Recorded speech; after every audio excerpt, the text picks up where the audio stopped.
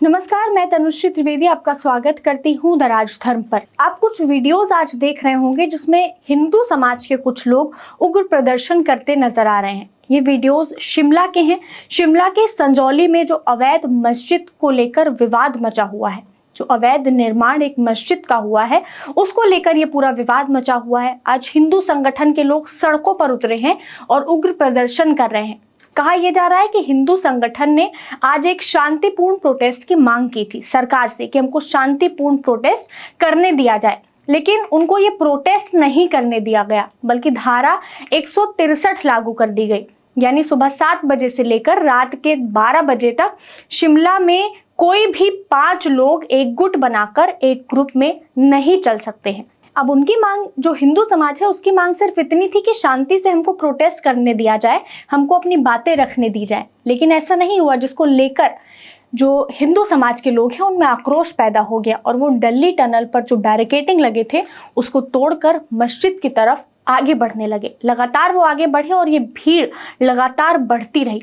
Police ने भीड़ को कंट्रोल करने के लिए वाटर कैनन भी मंगवाए थे, लेकिन उन वाटर कैनन में पानी नहीं था। और जब भीड़ लगातार बढ़ती गई, लोगों ने थमने का नाम नहीं लिया, तब एक्शन के नाम पर वहां पर लाठीचार्ज करना शुरू कर दिया गया। उसके बाद में भी जब भीड़ कंट्रोल में नहीं आई, तब उन वाटर कैनन में पानी की व्यवस्था की जाने लगी। तो ये है कुछ शिमला की पुलिस का हाल। हिमाचल प्रदेश के पूर्व मुख्यमंत्री जयराम ठाकुर ने बताया कि मुख्यमंत्री और प्रशासन को इस बात का जायजा पहले ही दिया जा चुका था कि अगर शांतिपूर्ण प्रोटेस्ट नहीं करने दिया जाएगा तो इस तरीके की स्थिति पैदा हो सकती है, लेकिन उसके बावजूद प्रशासन ने कोई भी कड़ी व्यवस्था नहीं की। उनका कहना यह भी है कि ये विवाद जो है सिर्फ अवैध निर्माण को लेकर नहीं है, बल्कि लोगों में ये आक्रोश है कि जो मस्जिद है वो बाहर से जो लोग आ रहे हैं, जो इल्लीगल तरीके से लगातार हिमाचल प्रदेश में एंटर कर रहे हैं, उनकी रोकथाम के लिए भी वो सरकार से कुछ उम्मीद करते हैं। उनका ये हिंदू समाज का ये कहना है कि ये जो मस्जिद 5 मंजिला बना हुआ है,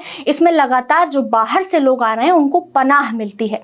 वो लोग लगातार इसमें आकर रुकते हैं और इस चीज पर सरकार कोई भी एक्शन किसी भी तरीके का नहीं ले रही है। अब लोग बैरिकेडिंग तोड़कर मस्जिद से कुछ दूरी पर बैठ गए हैं और उनका ये कहना है कि मस्जिद अवैध निर्माण है। हमने सरकार से पहले ये निवेदन किया था कि इस अवैध निर्माण को तोड़ा जाए, लेकिन सरकार ने इसके लिए कोई एक्शन नहीं लिया, जिसके बाद हमने सड़कों पर उतरने का निर्णय लिया। यानी पहले सरकार से गुहार लगाई गई कि इस अवैध निर्माण को तोड़ा जाए, और ये जो जमीनों पर अतिक्रमण हो रहा है इसके लिए भी हिंदू समाज ने आवाज उठाई। उनका कहना है कि लगातार बाहरी लोग हमारी जमीनों पर अतिक्रमण कर रहे हैं, मस्जिद बनाए जा रहे हैं, और जो लोग इल्लीगल तरीके से हिमाचल प्रदेश में एंटर करते हैं, ये वो लोग आकर इन्हीं मस्जिदों में रुकते हैं।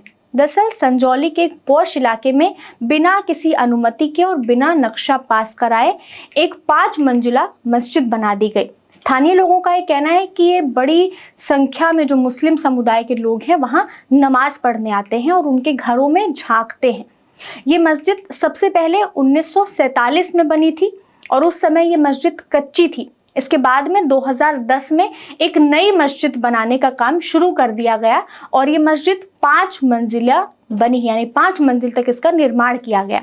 इसी दौरान जो शिमला नगर निगम है उसने 35 बार नोटिस जारी किया, क्योंकि ये जो निर्माण है, जो मस्जिद है, इसका ना ही तो कोई नक्शा था और ना ही इन लोगों के पास कोई प्रूफ थे जिससे ये इसको वैध निर्माण साबित कर सकते। मस्जिद के साथ ही जो अवैध शौचालय बनाया गया था उसको भी नगर निगम ने जून 2023 में तोड़ दिया था। लेकिन सवाल ये उठ रहा है कि आखिर मस्जिद तोड़ने पर इतना बवाल क्यों हो रहा है। ये मामला पहली बार 2010 में नगर निगम के पास पहुंचा था। यहाँ अवैध निर्माण के आरोप लगातार लगे। नगर निगम प्रशासन ने बताया कि पहले ही 1 मंजिल का मस्जिद बना था, लेकिन 2024 तक यहाँ 5 मंजिल बनके तैयार हो गई। 2010 से ही नगर निगम आयुक्त कोर्ट में इस मामले को लेकर सुनवाई हो रही है, लेकिन इस दौरान भी लगातार अवैध निर्माण चलता ही जा रहा है। मामले में अब तक 45 बार सुनवाई हो चुकी है। अब हिंदू समाज जो है उसका ये कहना है कि जब मामला पहले से ही कोर्ट में था और अवैध निर्माण का आरोप था, तो आखिर क्यों ये 1 मंजिल से 5 मंजिल तक बनाया गया, और उसके बाद भी अब सरकार इस अवैध निर्माण को आखिर तोड़ क्यों नहीं रही है, आखिर सरकार इस पर एक्शन क्यों नहीं ले रही है।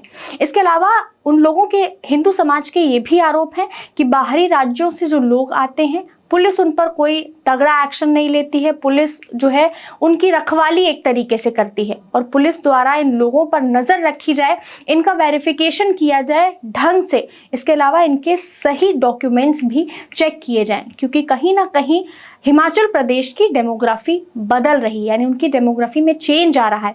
जो बाहर से आने वाले लोग हैं उनकी संख्या बढ़ती जा रही है, जिसकी वजह से इलाके का माहौल खराब हो रहा है। जैसे झारखंड में लगातार जो इल्लीगल रूप से लोग हैं वो घुस रहे हैं। हमने देखा कि पश्चिम बंगाल में लोग इल्लीगल तरीके से घुस रहे हैं। हमने देखा कि असम में भी इल्लीगल तरीके से लोग अंदर घुस रहे हैं, अलग अलग राज्यों में इस तरीके से अपना कब्जा कर रहे हैं। तो हर राज्य के जो जनता है उसका सवाल यही है कि आखिर कब तक इस तरीके से इल्लीगल तरीके से लोग हमारे राज्यों में आते रहेंगे, हमारी जो ज़मीनें हैं उन पर कब्जा करते रहेंगे या फिर अवैध निर्माण करते रहेंगे। इसकी वजह से डेमोग्राफिक चेंजेस भी आ रहे हैं, यानी जो लोग पहले से वहाँ रह रहे हैं उनकी संख्या कम हो रही है और जो दूसरे जाति के दूसरे लोग आ रहे हैं उनकी संख्या उस एरिया में बढ़ती जा रही है। इस मस्जिद पर लोगों का ये भी आरोप है कि यहाँ जितने भी लोग बाहर से आते हैं या जो भी कुछ गलत हरकतें हो सकता है करके आते हैं, उनको ये मस्जिद पनाह देते हैं। यानी कोई किसी भी राज्य से आएगा तो ये जो बड़े बड़े मस्जिद 5 मंजिला बने हैं, यहाँ आकर वो बहुत ही आसानी से रुक सकते हैं, जिसकी वजह से उस पूरे एरिया का माहौल ख़राब हो रहा है, लोगों पर ख़राब असर पड़ रहा है। इसके अलावा जो वहाँ के युवा हैं उनको भी रोज़गार मिलने में समस्या मिल रही है, क्योंकि जो लोग वहाँ पर पहले से रहते हैं धीरे धीरे उनकी संख्या कम होती जा रही है और जो लोग बाहर से आ रहे हैं उनकी संख्या बढ़ती जा रही है, जिसकी वजह से उनको ज़्यादा अपॉर्चुनिटी मिल रही है रोज़गार करने की, काम करने की। फिलहाल अगर उत्तर प्रदेश में कोई अवैध निर्माण होता है तो उस पर बुलडोजर एक्शन लिया जाता है। अगर असम में कोई अवैध निर्माण होता है तो उस पर एक्शन लिया जाता है। इसके अलावा असम में तो जो लोग इलीगल तरीके से आते हैं उनके लिए भी रोकथाम के लिए प्रॉपर कानून तैयार किए जाते हैं। हर जगह इस तरीके का एक्शन। अभी हमने सूरत में देखा कि जितना भी अवैध निर्माण था उस पर बुलडोजर चल गया, लेकिन इस तरीके का अगर अवैध निर्माण हिमाचल प्रदेश में देखने को मिलता है तो हिमाचल प्रदेश में आखिर बुलडोजर क्यों नहीं चलता है? आखिर हिमाचल प्रदेश में क्यों जो जगह है जिस पर अवैध निर्माण किया गया है उसको क्यों नहीं तोड़ा जाता है? इस पर आपका क्या कहना है हमें कमेंट्स में जरूर बताइएगा। ऐसी तमाम जानकारियों के लिए बने रहे द राजधर्म के साथ। धन्यवाद।